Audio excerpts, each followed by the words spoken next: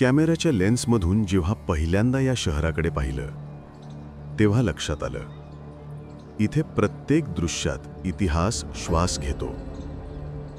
बहुतांश लोकांसाठी जुनागड म्हणजे गिरनार पर्वत.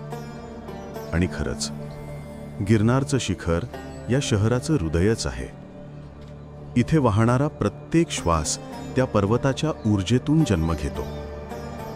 या पर्वतावर अनेक श्रद्धा आणि परंपरांची स्थळं एकत्र नांदतात आणि याच्यामुळे या शहराची आध्यात्मिक ओळख अधिक खोल होते.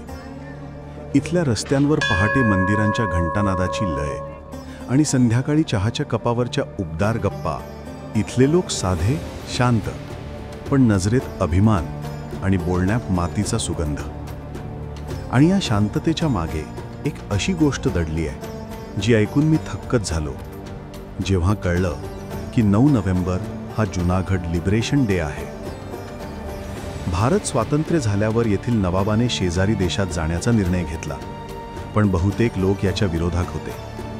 लोकांनी एकजूट केली, आवाज उठवला आणि शेवटी जनमत संग्रह झाला.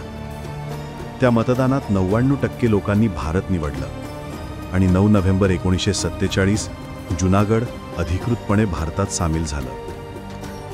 आजही त्याच अभिमानाच्या नादात हे शहर धडधडतं. चौकेकडून पर्वतांनी कवेत घेतलेलं हे शहर आपल्याला सांगतं, आध्यात्मिकल्या प्रत्येक श्वासात आहे. गिरनार हे जुनागडचं अभिमान आणि त्या पर्वताच्या सावलीत वाढलेल्या कहाण्यांनीच हे शहर जिवंत आहे. इथले रस्ते, लोक, इतिहास आणि स्वातंत्र्याची लढत या शहराला खरोखरच जिवंत बनवतात.